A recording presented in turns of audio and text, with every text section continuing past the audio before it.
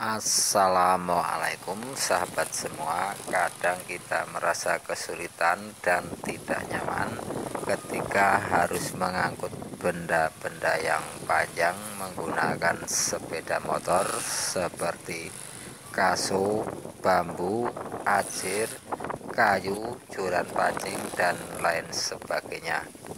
Apalagi jika jalannya sempit, naik turun berliku-liku, dan kiri kanannya penuh pepohonan. Kalau jalannya luas dan lebar sih kita mudah dengan menggunakan keranjang.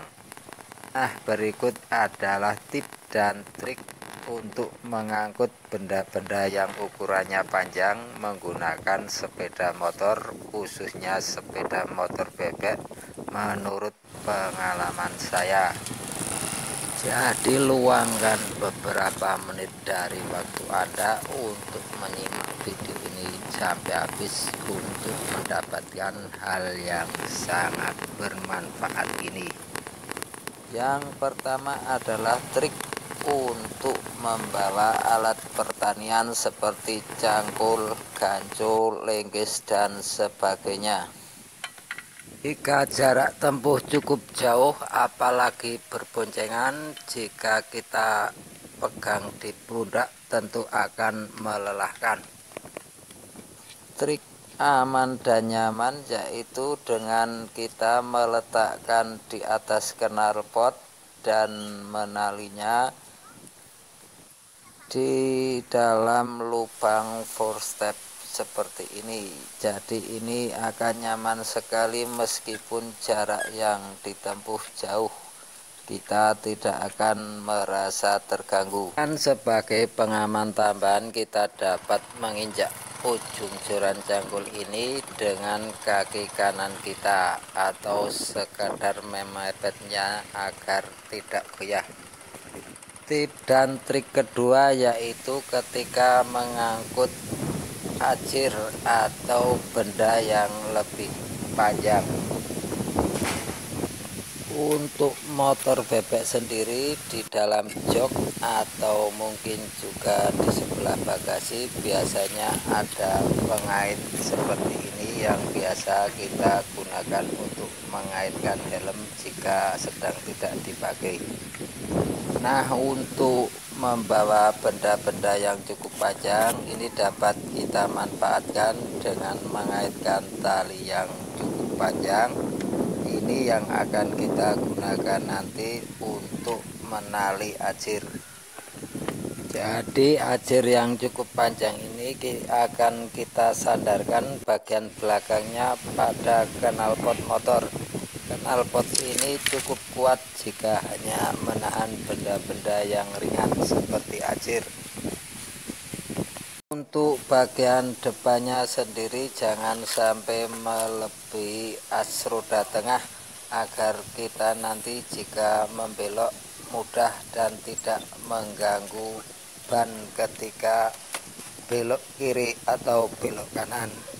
Cara ini cukup aman dan nyaman jika dibandingkan harus ditempatkan ajirnya di atas jok dan kita duduki, karena ajir ini memang cukup panjang dan cukup membuat kita tidak nyaman ketika membawanya. Untuk tip dan trik ketiga yaitu untuk benda-benda yang cukup berat seperti potongan bambu utuh ini, atau mungkin juga kaso atau kayu yang tidak terlalu panjang sekitar 2,5 meteran. Karena beratnya cukup lumayan, akan berisiko jika kita menyandarkannya pada knalpot.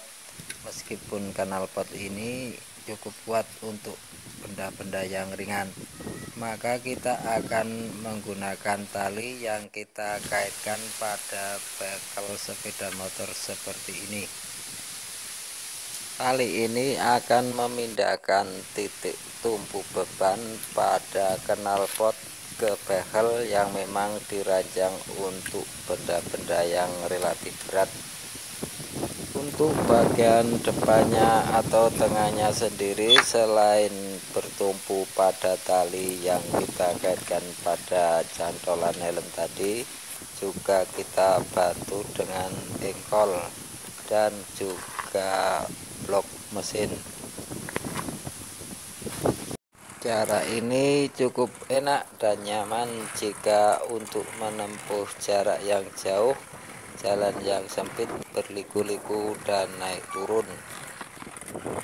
Dan trik selanjutnya adalah untuk bambu panjang atau yang belum kita potong-potong. Meskipun mengangkut bambu panjang menggunakan sepeda motor ini tidak kita anjurkan, terutama jika harus melalui jalan besar yang ramai, karena terlalu beresiko apalagi ketika belok. Nah, untuk bambu yang panjang dan utuh ini, titik tumpunya kita letakkan pada tali bekel ini.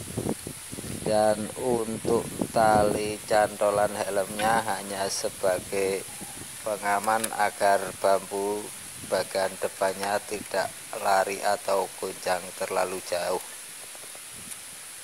Untuk bambu ukuran panjang atau utuh ini ikatannya harus benar-benar kuat, karena ini berfungsi untuk menyeret bambu di atas tanah atau jalan.